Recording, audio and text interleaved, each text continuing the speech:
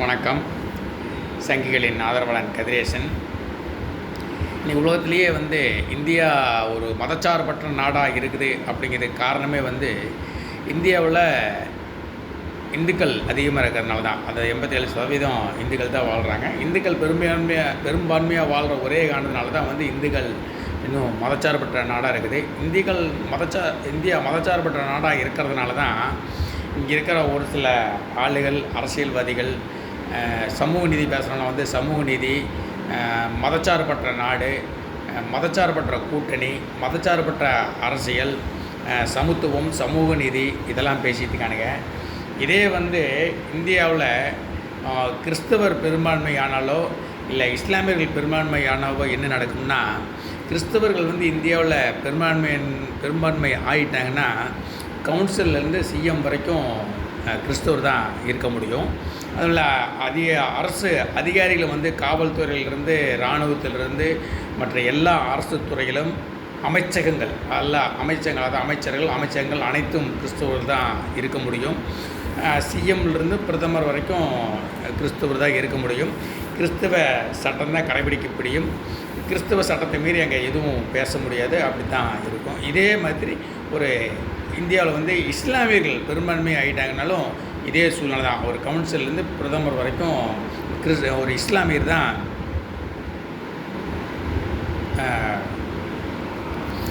கவுன்சிலேருந்து பிரதமர் வரைக்கும் இஸ்லாமியர் தான் இருக்க முடியும். அதேமாதிரி அரசு அதிகாரிகளும் சரி, அரசு துறை சம்மந்தப்பட்ட இதுகளும் சரி, அமைச்சகங்கள், அதாவது இன்றைக்கி அமைச்சரவை, சட்டசபை அமைச்சரவை சரி, பாராளுமன்ற அமைச்சரவை சரி, அங்கே வேற்று மதத்தினருக்கு இடம் கிடையாது. கண்டிப்பாக இஸ்லாமியர் பெரும்பான்மை ஆயிட்டாங்கன்னாவே அனைத்து அரசு அதிகாரம் சம்மந்தப்பட்ட விஷயங்களில் இஸ்லாமியர்கள் தான் இருப்பாங்க. இஸ்லாமிய சட்டம், சிறிய சட்டம் தான் பின்பற்றப்படும். இஸ்லாமியர்கள் பெரும்பான்மையானாலும் கிறிஸ்துவன் பெரும்பான்மையான இங்கே இப்போ பேசி திரியிறானுங்கள்ல, சமத்துவம், சமூக நீதி, மதச்சார்பற்ற நாடு, மதச்சார்பற்ற கூட்டணி, மதச்சார்பற்ற அரசியல் அப்படின்லாம் பேசியிருக்கானுங்களா, அதுக்கெல்லாம் இடமே கிடையாது. அவனெல்லாம் தூக்கி ஓரத்தில் வீசிடுவாங்க. இஸ்லாமியர்கள் பெருமை ஆகிட்டாங்கன்னா இஸ்லாமிய சட்டம் பதிவு முடிஞ்சால் அதை செய், இல்லைன்னா ஓடி, இல்லைன்னா தண்டனையே அது வேறு மாதிரி இருக்கும். அதேமாதிரி கிறிஸ்துவ நாடு, கிறிஸ்துவ பெருமை கிறிஸ்துவ சட்டம் பின்பற்றப்படும். அதை நீ பின்பற்றித்தாகணும். அங்கே நீ சமத்துவம், சமூக நீதி அப்படிங்கிற மாதிரிலாம் பேசிட்டு இருக்க முடியாது. இன்றைக்கி பார்த்திங்கன்னா இந்தியாவில் அதாவது காங்கிரஸ்காரனுங்க, அப்புறம் இந்த திமுக கூட்டணியில் இருக்கிற இந்த கம்யூனிஸ்ட்டு, இந்த விடுதலை சிறுத்தைகள், இவனுக்கு எல்லாம் பேசுகிறது பார்த்திங்கன்னா இந்தியாவில் என்னமோ இஸ்லாமியர்களையும் கிறிஸ்தவர்களையும் ரொம்ப கொடுமைப்படுத்துகிற மாதிரி இந்த வன்னியர்ஸ் மாதிரி பேசுகிற முன்னாடி கூட ஒரு வீடியோவில் பேசினது பார்த்தோன்னா, இந்தியாவில் இஸ்லாமியர்களுக்கு பாதுகாப்பு இல்லை, இஸ்லாமியர்களுக்கு மத உரிமை மறுக்கப்படுகிறது, இஸ்லாமியர்களுக்கு மத வழிபாடு மறுக்கப்படுகிறது, இஸ்லாமியர்கள் போதுமான, அதாவது ஒரு சுதந்திரம் வாழக்கூடிய ஒரு நிலைமை இந்தியாவில் இல்லை அப்படிங்கிற மாதிரி எல்லாம் வன்னியர்ஸ் மாதிரி ஆளுகள்லாம் நிறையா பேசிகிட்டு இருக்காங்க. இதே மாதிரி ஒரு கிறிஸ்தவ நாட்டிலோ இல்லை இஸ்லாமிய நாட்டிலேயோ போய் இந்துக்கள் சிறுபான்மையாக இருக்கும்போது எங்களுக்கு இந்துக்களுக்கு பாதுகாப்பு இல்லை, இந்துக்களுடைய வழிபாட்டு முறையை தடுக்கப்படுகிறது, வழிபாட்டு உரிமை இல்லை, வழிபாட்டுக்கு சுதந்திரம் இல்லை அப்படின்னு பேசுனீங்கன்னா உங்களுக்கு தண்டனை வேறு மாதிரி இருக்கும். அதாவது அரசுக்கு எதிராக பேசுனீங்க அப்படின்னு சொல்லி போட்டு உங்களுக்கு மரண தண்டனை வரைக்கும் விதிக்கக்கூடிய பொது இடத்துல வச்சு தலையை வெட்டி கொண்டு வருவாங்க. இல்லைன்னா பொது இடத்துல மக்கள் அதிகமாக கொடுத்து கிரைண்டில் வச்சு உங்களை தூக்கில் ஓட்டுருவாங்க. அதே சிறிய சட்டம் அது நிறைய நாட்டில் நடந்துட்டு இருக்குது. அதாவது அந்த சொந்த நாட்டு மக்களே அரசுக்கு எதிராக பேசுகிறாங்க அப்படிங்கிற மாதிரி தண்டனை நடந்தும்போது அப்போ உங்களை மாதிரி ஆளுகளோட நிலைமை கொஞ்சம் நினச்சி பாருங்கள், ரொம்ப விபரீதமாக இருக்கும். இது நான் சொல்லலை. அதாவது இந்தியாவில் இந்துக்கள் பெரும்பான்மையாக இருக்க வரைக்கும் மதச்சார்பற்ற நாடாக இருக்கும். அப்புறம் இந்த மாதிரி மத சுதந்திரம், அப்புறம் வாய்க்கு வழியெல்லாம் மதவாதிகள், மதச்சார்பற்ற இந்த மாதிரி பேசுகிற சூழ்நிலைகள் இவங்களாம் சுதந்திரமாக தெரியல, எல்லாம் பண்ணலாம்.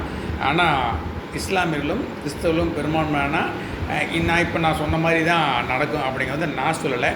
கே முகமது அப்படிங்கிறவர் ஒரு வரலாற்று ஆய்வாளர், தொல்லியல் துறை ஆய்வாளர். அவர் உலக நாடு முழுவதும் ஆராய்ச்சி பண்ணி உலக நாடு முழுவதும் இருக்கிற வரலாற்று, அதாவது அவர் குத்துமதிப்பாக சொல்ல கிடையாது, அந்த வரலாற்று நிகழ்வுகள் என்னென்ன நடந்திருக்குது அப்படிங்கிறது ஆதாரத்தோடு வச்சு தான் அவர் இஸ்லாமும் கிறிஸ்துவும் பிறகுறதுக்கு முன்னாடி உலக நாடு எப்படி இருந்தது, உலக நாட்டு மக்களுடைய வாழ்க்கை தரம் எப்படி இருந்தது, அவங்க எப்படி வாழ்ந்துட்டு இருந்தாங்க, இஸ்லாமும் கிறிஸ்துவும் பிறந்ததுக்கு அப்புறம் மக்களுடைய வாழ்வாதாரம் எப்படி மாறிச்சு, வாழ்க்கை எப்படி மாறிச்சு அப்படிங்கிற மாதிரிலாம் அவர் நிறையா சொல்லிக்கிறாரு. உங்களுக்கு சந்தேகம் இருக்குங்க, அவருடைய பேஜில் நீங்கள் தொலைவி பார்த்துக்கலாம். கிட்டத்தட்ட பார்த்திங்கன்னா கிமு 300, அதாவது வந்தார்கள் வென்றார்கள் அப்படின்னு ஒரு புக்கு இருக்குது. காங்கிரஸ் அரசாங்கம் இருக்க வரைக்கும் அந்த புத்தகத்தை தடை பண்ணிச்சுனாங்க. இப்போ ஒரு சில ஃபேமஸான புத்தகங்கள் அந்த புக்கு கிடைக்குன்னு நினைக்கிறேன். அதை வாங்கி படித்து பாருங்கள். அதில் கிமு 300 தைமூர் அப்படிங்கிறவன் ஆட்சி பண்ணின காலத்தில் இருந்து இந்தியாவில் முகலாயர்கள் ஆட்சியை முடிவு கொண்டு கிறிஸ்தவன் இந்தியாவை கைப்பற்றின வரைக்கும் அதில் வரலாறு இருக்குது. அதில் நீங்கள் படித்து பார்த்தீங்கன்னாவே, அந்த வரலாறு நீங்கள் படித்தீங்கன்னாவே, ஒரு நாடு கிறிஸ்தவமும் இஸ்லாமும் உள்ளே வர வரைக்கும் எப்படியெல்லாம் இருந்தாங்க, கிறிஸ்தவம் இஸ்லாமியும் உள்ளே வந்ததுக்கப்புறம் அந்த நாடு என்ன நிலைமைக்கு ஆளாச்சு, அந்த நாட்டில் வாழ்ந்த பூர்வக்குடி மக்களை எப்படியெல்லாம் அவங்க கொடூரமாக கொலை பண்ணாங்க, கொடூரமாக அழித்தாங்க அப்படிங்கிற பற்றிலாம் அந்த புக்கில் விளக்கமாக எழுதியிருக்காங்க. அந்த புக்கு வரலாற்று ஆய்வாளர்கள் உலகம் முழுவதும் உள்ள நாடுகளை வரலாற்றை பற்றி ஆய்வு செஞ்சு தான் அந்த புத்தகத்தை எழுதியிருக்காங்க. இந்த காங்கிரஸ்காரங்க திட்டம் போட்டு, அதாவது உலகத்தில் நடந்த உண்மையான வரலாறை இந்தியர்கள் தெரிஞ்சுக்கக்கூடாது, இந்தியர்கள் படிக்கக்கூடாது, இந்தியர்களுக்கு உண்மையான வரலாறு தெரிஞ்சுக்கக்கூடாது அப்படிங்கிற திட்டம் போட்டு அந்த புத்தகத்தை மறைச்சி வச்சுருந்தானுங்க. இப்போ அந்த புத்தகம் வெளியே வந்திருக்கு, கிடைக்கும்னு நினைக்கிறேன். நான் சொல்கிற மாதிரி இந்த கமலஹாசன் மாதிரி சமூக போராளிகள் அப்படின்னு சொல்லிட்டு இந்த போலி மலச்சாரின்மை பேசுகிற இந்த பிரகாஷ் ராஜ், சத்யராஜ், இந்த கமலஹாசன், இந்த சிவகுமார் குடும்பம், இவன் மாதிரி ஆளுகள்லாம் நிறைய இருக்கானுங்க. இல்லை, கமலஹாசன் பேசியிருந்த சுதந்திர இந்தியாவின் முதல் தீவிரவாதி ஹிந்து கோட்ஸே, அவர் காந்தி சொல்லுங்க முதல் தீவிரவாதி ஹிந்து அப்படிங்கிற மாதிரி அவன் சொல்லியிருந்தான். இதை நான் கேட்குறேன், இன்றைக்கி இந்தியா இஸ்லாமிய நாடாக மாற வேண்டாம், கிறிஸ்தவ நாடாக மாற வேண்டாம், கிறிஸ்தவர்கள் பெரும்பான்மையாக வேண்டாம், முஸ்லீம்கள் பெரும்பான்மை வேண்டாம், இன்றைக்கி இந்த சூழ்நிலை இப்படியே இருக்கட்டும்.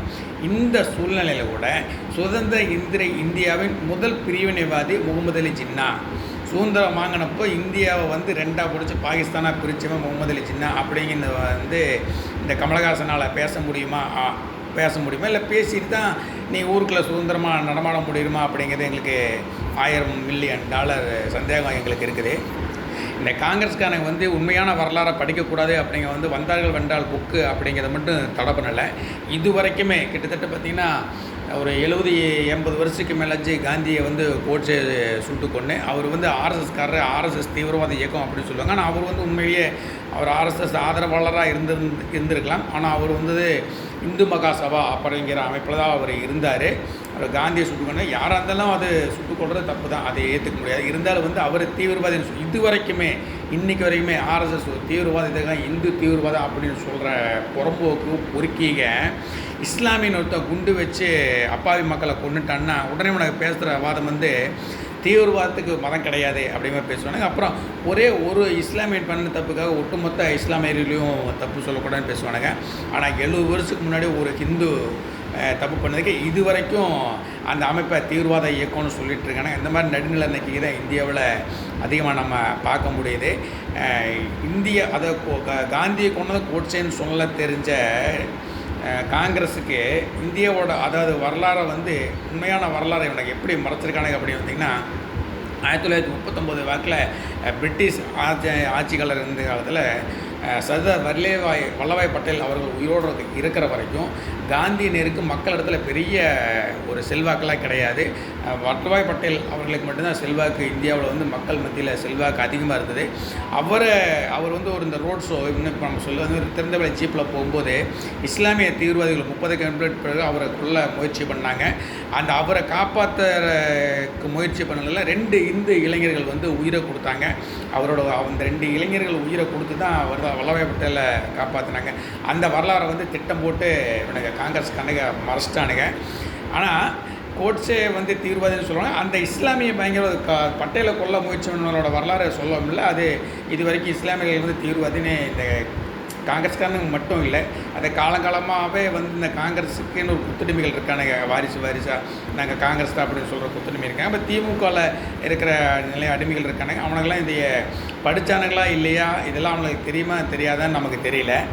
இந்த 70 வருஷ வரலாற்றில் காங்கிரஸ்கான வந்து ஒரு பொய்யான ஒரு கட்டமைப்பு உருவாக்கி பொய்யான வரலாறை இந்தியர்களை படிக்க வச்சது தான் உண்மையான வரலாறு வந்து மறைச்சிட்டானுங்க. நேதாஜி சுபாஷ் சந்திர போஸ் செஞ்ச மிகப்பெரிய தியாகத்தையும் சர்தார் வல்லபாய் பட்டேல் அவர்கள் வந்து நாட்டுக்காக உழைச்சதையும் மறைச்சிட்டு இன்னமும் காந்தி நேருங்கிற அயோக்கிய பையனுக்கு 2 பேர் வெள்ளக்காரனுக்கு கைக்கூலியாக இருந்தவங்க, இவனுக்கு 2 பேர் மட்டும்தான் இந்தியாவை காப்பாற்றிருந்தாவும் இந்தியாவுக்கு சுதந்திரமாகி கொடுத்தது ரொம்ப பெருமையாக பேசி அப்படி ஒரு கட்டமைப்பு உரிமையாக்கி தவறான வரலாறை வந்து இந்த இது நான் சொல்லலை, வரலாற்றில் நிறையா படித்து வரலாற்று உண்மைகளை படித்து வரலாற்று வர்ற செய்திகளை பார்த்து தான் நான் இதை பற்றி சொல்லிகிட்டு இருக்கேன். அதனால் இந்த தவறான வரலாறு தான் நம்ம இது வரைக்கும் படிச்சுட்டு இருந்தோம். இப்போ கூட பாடத்திட்டங்கள் மாற்ற வரைக்கும் இனிமேலாவது உண்மையான வரலாறை நம்ம வருங்கால இளைஞர்கள் படிக்கணும் அப்படின்னு சொல்லி நான் கேட்டுக்கிறேன். அதேமாதிரி காலங்காலமாக அந்த காங்கிரஸுக்கு கொத்து எங்கள் தாத்தா பாட்டன் முப்பாட்டன் நான் என் மகன் பையன் எல்லாம் காங்கிரஸுக்கு அந்த காங்கிரஸ் அடிமைகளும் இந்த திமுகவில் இருக்கிற கொத்தடிமைகள் இந்த கம்யூனிஸ்ட்டு இந்த விடுதலை சிறுத்தைகள் இந்த மாதிரி ஒரு கம்யூனிஸ்ட் அதாவது இஸ்லாமியர்களுடைய ஓட்டு பிச்சைக்காக இஸ்லாமியர்களை தூக்க பிடிக்கிறவங்களும் வந்து நீங்கள் மக்களுக்கு நல்லது ஏற்றி பரவாயில்ல, நீங்கள் கண்டிப்பாக மக்களுக்கு நல்லது செய்ய போகிறதில்ல. நீங்கள் வந்து பதவிக்காகவும் பணத்துக்காகவும் நீங்கள் சொகுசு வாழ்க்கை வாழ்கிறதுக்காக மட்டுமே வந்து தான் பதவிக்கு வர்றீங்க.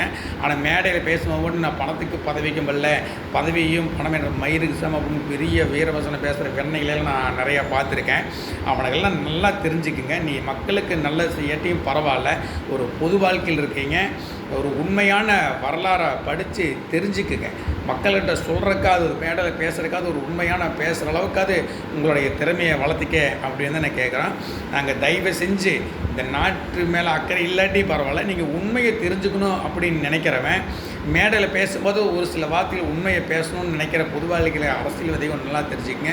வந்தார்கள் வென்றார்கள் அப்படிங்கிற ஒரு புக்கு கிமு 300, அதை கிறிஸ்து பிறப்பிற்கு 300 வருஷத்துக்கு முன்னாடி தைமூர் ஆட்சி காலத்திலிருந்து இந்தியாவில் முகலாயர ஆட்சியை ஒழித்து கிறிஸ்தவர்கள் இந்தியாவை ஆக்கிரமிப்பு பண்ணுற வரைக்கும் அந்த புக்கில் தெளிவாக எழுதியிருக்கான்.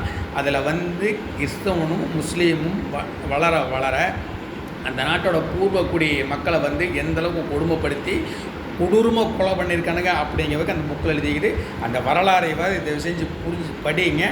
அதுக்கப்புறமா அது உங்களுக்கு அந்த நாட்டுப்பற்றும் இந்து உணர்வும் இந்தியா மேலே ஒரு அக்கறையும் இந்தியா மேலே ஒரு பாசமும் தாய்நாட்டு மேலே ஒரு உணர்வும் அக்கறையும் வருதான்னு பார்க்கலாம். ஜெய்ஹிந்த், வணக்கம்.